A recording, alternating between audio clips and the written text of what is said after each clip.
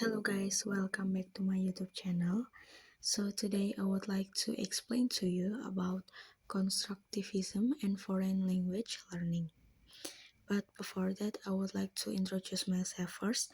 My name is Izza Asma Amanina Umar. My student number is A320200143 and I'm from Applied to Linguistics class C. So, cognitive psychologists challenge the limitations of behaviorism in its focus on observable behavior. Learning is defined as change in a learner's schemata or symbolic mental constructions.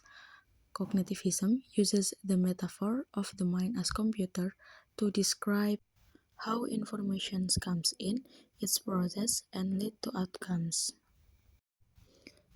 The next slide is an overview of cognitive theory. Learning is equated with discrete change states of knowledge rather than with change in observable behavior. Learning doesn't concern much with what learners do, but with what they know and how they come to acquire it. Knowledge acquisition is described as a mental activity that entails internal coding and structuring by the learners. In cognitive theory, the mind is viewed as an agent in the thinking learning process. Learning is controlled basically by individuals and not by their surroundings. And many ideas of cognitive psychology can be tracked back to the early decades of the 20th century. That is Gestalt psychology, Edward Tolman's cognitive learning, Jen Pichet's cognitive development theory, and David Ausubel's meaningful learning. So, the first ideas of cognitive psychologists is Gestalt psychology. Gestalt psychology was founded by German thinkers Wertheimer, Kohler, and Kafka in 1910. The term Gestalt was coined by Graf Christian von Ehrenfels. It is a German word that roughly means patterns or unified whole. It attempts to describe how people tend to organize visual elements into groups or unified whole. Through the 1930s and 40s, Wertheimer, Kohler, and Kafka formulated many of the laws of grouping through the study of visual perception. These principles are referred to as the law of perceptual organizations or Gestalt laws, which include law of pregnance, law of similarity, law of continuation, law of proximity, and law of figure and ground. The second ideas of cognitive psychologists is from Edward Tolman's cognitive learning. Edward James Tolman was an American psychologist who had significant contributions to the studies of learning and motivation. He believed that organisms produce behavior for certain purpose rather than merely respond to stimulus. Tolman's well-known cognitive learning theories are sign learning and latent learning. Tolman proposed his own set of three laws of learning. The first is law of motivation. Learning is propelled by gaining final success or avoiding final failures. Number two is law of emphasis. Learning consists of building up patterns or gestalt and then selecting or emphasizing particular responses which emerge. And the last is law of disruptions. Violent stimuli either psychical or emotional, coming in sequence with the right or wrong responses, will tend to disrupt. The third ideas of cognitive psychologist is Jen Pichet's cognitive development. Pichet was the first psychologist to make a systematic study of child cognitive development. He believed that intelligence is something that grows and develops through a series of stages. Pichet identified four major stages of cognitive development, namely sensorimotor, pre-operational, construct operational, and formal operational. Toddlerhood through early childhood, age 7. During this stage, young children are able to think about things symbolically. Concept operational stage, thinking becomes less egocentric, the inability to understand a perspective other than one's own, with increased awareness of external events. The fourth ideas of cognitive psychology is David Ausubel meaningful learning.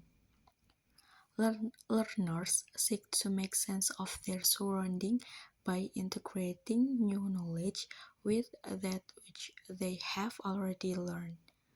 Learning is bringing something new into our cognitive structures and attaching it to existing knowledge. Meaning is created through some form of representational equivalence between language and mental context.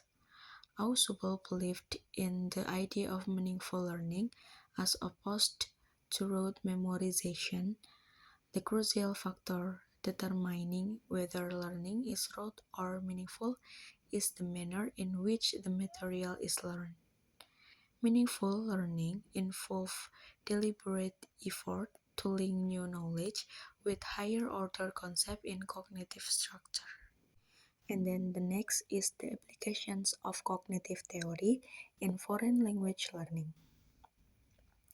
So, the applications of cognitive theory in foreign language learning, cognitive psychology, together with Chomsky transformational grammar, gave rise to its own method of language learning called cognitive approach or cognitive code learning or CLL.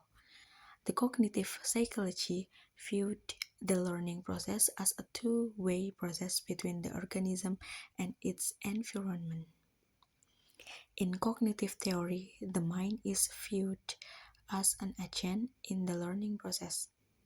The role of the teachers in cognitive code learning, therefore, is to recognize the importance of the student mental assets and mental activity in learning. To do this, teachers are obligated to consider the learner's existing cognitive structure.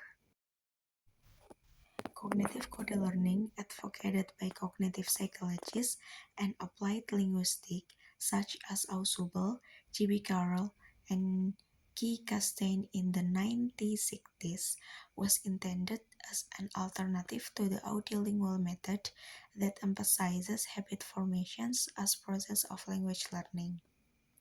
Because of its emphasis on studying a foreign language as a system of rules and knowledge, rather than learning it as a set of skills, the cognitive code learning is often considered as the modern versions of the grammar translation method. The theory of language underlying cognitive code learning is derived from transformational grammar or nomcomcy, whereas the theory of learning is derived from cognitive learning Ausubel. Unlike behaviorism, cognitivism views the learning process as a two-way process between the organism and its environment. It is believed, however, that language development could be characterized by rule-governed creativity. Classroom procedures based on cognitive theories of learning emphasizes understanding rather than habit formation. The goal of the teachers is to expand the students' ability to create meaningful replies. On the other hand, students should always be aware of what they are learning. All learning is to be meaningful. In short, cognitive code learning re-emphasizes the role of rote learning along with the technique of mimicry and memorizations. The emphasis at all times should be on language learning as an active intelligence, role-seeking, problem-solving process in which learners are encouraged to discuss the way the target language operated. In cognitive-based lesson, the presentations of target language item can be managed either deductively or inductively. In deductive learning, a situation is created in which the target item is embedded in a meaningful context. They believe that making mistakes is an important part of learning process. Knowledge is acquired through active mental participants, implying that students must be aware of what they are learning meaningfully. Unlike the audiolingual method, in this method, the four language skills, listening, speaking, reading, and writing, are presented at the same times. And in cognitive theory, the mind is viewed as an agent in the learning process. So the last slide is closing. Skinner's theory of verbal behavior has gained the strong attack, especially from Noam Chomsky, who claims Skinner's model wasn't adequate to account for language acquisitions. Cognitivism believes that people learn not solely through response to environmental stimuli. People are rational beings who can use their cognitive power, such as problem solving, to acquire knowledge. The central issues that interest cognitive psychologists include the internal mechanism of human thought and the process of knowing. The cognitive psychologists views learning process as a two-way process between the organism and their environment. Cognitive psychology underpins the rise of a foreign language teaching. Okay, I think that's all about constructivism and foreign language learning. I hope this video will help you to understand the materials. Thank you for watching this video.